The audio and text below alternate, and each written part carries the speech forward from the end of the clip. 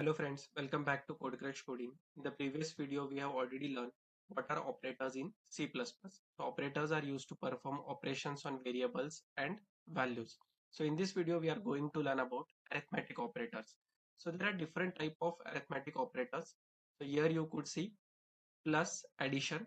So it adds together two values. If you have two variables x and y, you can add them with the plus operator. Similarly, we have subtraction to subtract one value from another. Then we have multiplication to multiply both the values. Then we have a division, divides one value by another. And there is modulus. So modulus returns the division remainder. So these are the five operators that we are going to see in this video. We have another operators called increment and decrement. We will be covering them in upcoming videos. Now let's see these five operators in our demo. Here inside my CPP file, I have written the basic code. I have included the hash include IO stream and using namespace standard. Inside the main function, I have two variables, number one, number two. Number one is assigned value 10 and number two is assigned with value 5. Now I am going to perform all the five arithmetic operations. What I need to do, I need to print them. So I will say here cout, then the insertion operator.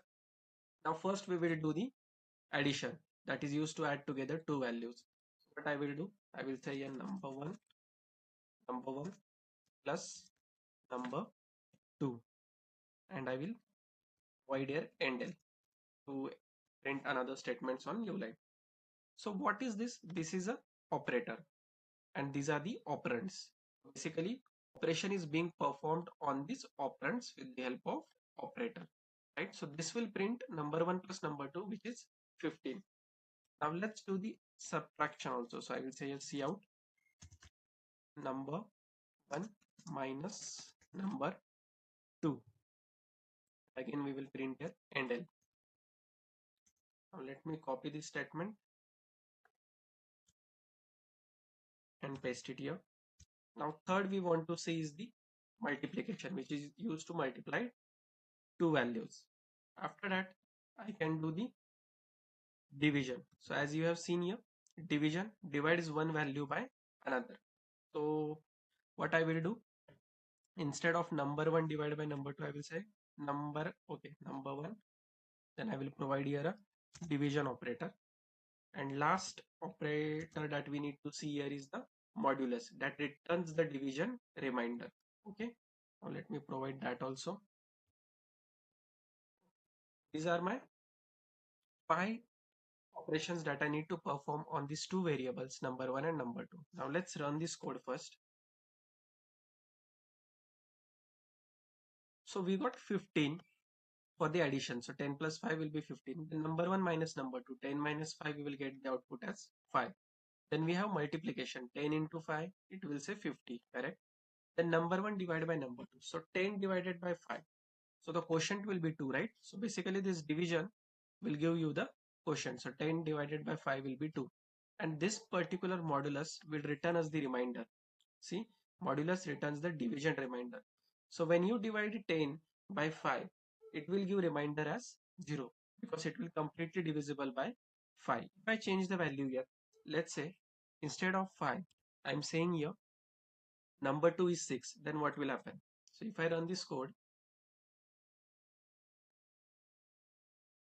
so see here, so all other operations, they are easy, like multiplication, subtraction and addition. But here let's focus on the division. So 6 divided by 10. So 6, the quotient will be 1 because 10 is not entirely divisible by 6, right? So quotient is 1 and remainder is 4 because when you try to divide 10 by 6, it will give the remainder as 4.